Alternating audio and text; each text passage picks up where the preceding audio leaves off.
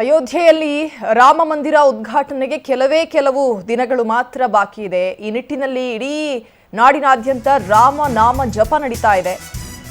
ಹಲವಾರು ಬೆಳವಣಿಗೆಗಳು ಕೂಡ ನಡೀತಾ ಇರುವಂತದ್ದು. ರಾಜಕೀಯ ತಿರುವು ಪಡೆದಿದೆ. ಮಂದಿರ ಉದ್ಘಾಟನೆಗೆ ಕಾಂಗ್ರೆಸ್ನಿಂದ ಲೆಕ್ಕಾಚಾರ ನಡೀತಾ ಇದೆ. ಬಹಿಷ್ಕಾರದ ಬೆನ್ನಲ್ಲೇ ಸಿಎಂಗೆ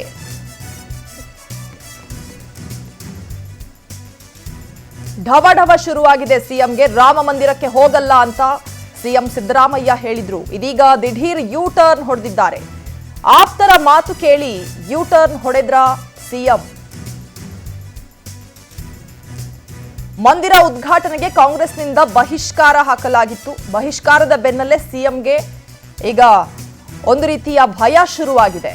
ರಾಮ ಮಂದಿರಕ್ಕೆ ಹೋಗಲ್ಲ ಅಂತ ಹೇಳಿದ್ರು. ಇದೀಗ ಯೂ ಟರ್ನ್ ಹೊಡೆದಿದ್ದಾರೆ ಸಿಎಂ ಸಿದ್ದರಾಮಯ್ಯ. ಆಪ್ತರ ಮಾತು ಕೇಳಿ ಯೂ ಟರ್ನ್ ಹೊಡೆದ್ರ ಸಿಎಂ ಸಿದ್ದರಾಮಯ್ಯ.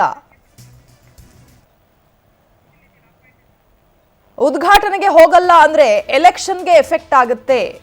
ಜೊತೆಗೆ ಲೋಕಸಭೆಗೆ ಹಿಂದೂಗಳೆಲ್ಲ ತಿರುಗಿ ಬೀಳಬಹುದು. ಲೋಕಸಭೆ ಎಲೆಕ್ಷನ್ನಲ್ಲಿ ಕಡಿಮೆ ಸ್ಥಾನ ಬಂದ್ರೆ ಕಷ್ಟ ಆಗುತ್ತೆ.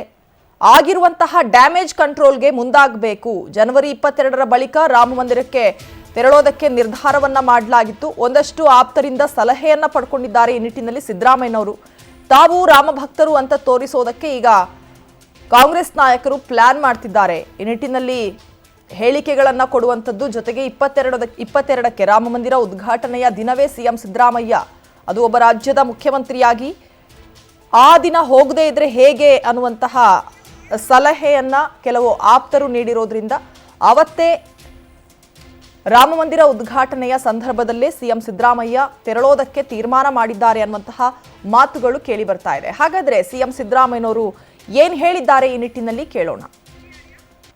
ಶ್ರೀರಾಮಚಂದ್ರನ ನಾವು ಪೂಜೆ ಮಾಡೋದ್ರಲ್ಲಿ ಅವ್ರಿಗಿಂತ ಏನು ಹಿಂದೆ ಬಿದ್ದಿಲ್ಲ. ನಾವು ಶ್ರೀರಾಮಚಂದ್ರನ ನಾವು ಪೂಜೆ ಮಾಡ್ತೀವಿ. ಶ್ರೀರಾಮನ ಭಕ್ತರು ಕೂಡ ನಾವು. ಅದನ್ನ ರಾಜಕೀಯ ಮಾಡಕ್ ಕೊಟ್ಟಿದ್ದಾರಲ್ಲ, ಅವರು ರಾಜಕೀಯ ಮಾಡಕ್ ಕೊಟ್ಟಿದ್ದಾರೆ. ಇದನ್ನ ಅಯೋಧ್ಯೆಯಲ್ಲಿ ಶ್ರೀರಾಮ ಮಂದಿರ ಕಟ್ಟಿಸಿ ರಾಜಕೀಯ ಮಾಡಕ್ ಕೊಟ್ಟಿದ್ದಾರಲ್ಲ. ರಾಜಕೀಯ ವಿರೋಧ ಮಾಡ್ತೀವಿ ಹೊರತು ಶ್ರೀರಾಮಚಂದ್ರನ ವಿರೋಧ ಮಾಡಲ್ಲ.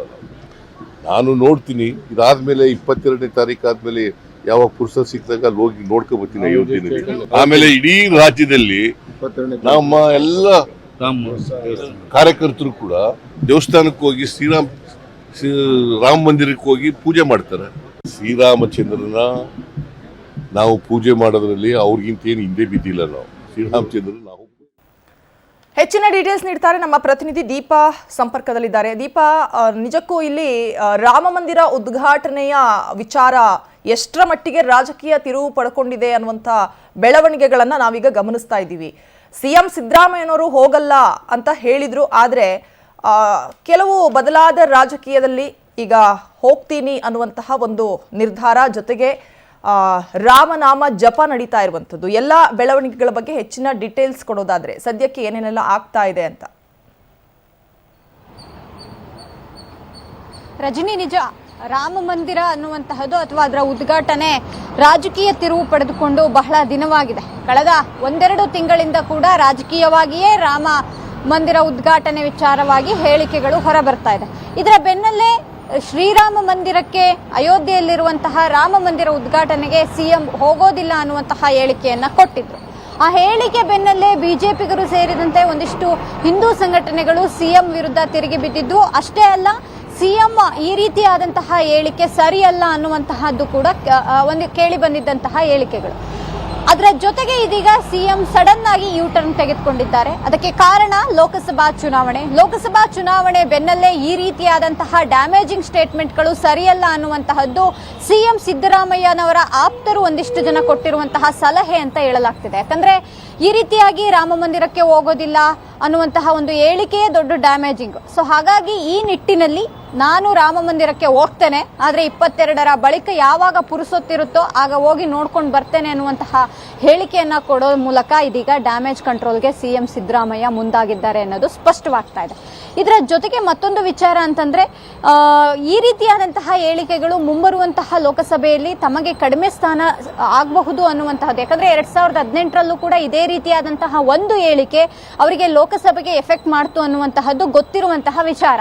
ಹಾಗಾಗಿ ಈ ನಿಟ್ಟಿನಲ್ಲಿ ಈ ರೀತಿಯಾದಂತಹ ಹೇಳಿಕೆಗಳು ಸರಿಯಲ್ಲ ಅನ್ನುವಂತಹ ಒಂದಿಷ್ಟು ಸಲಹೆಗಳನ್ನ ಆಪ್ತರು ಕೊಟ್ಟಂತಹ ಬೆನ್ನಲ್ಲೇ ಇದೀಗ ಯೂಟರ್ನ್ ನೋಡಿದಿರುವಂತಹದ್ದು ಸಿಎಂ ಸಿದ್ದರಾಮಯ್ಯನವರು. ರಜನಿ, ಥ್ಯಾಂಕ್ ಯು ದೀಪಾ ಮಾಹಿತಿಗೆ.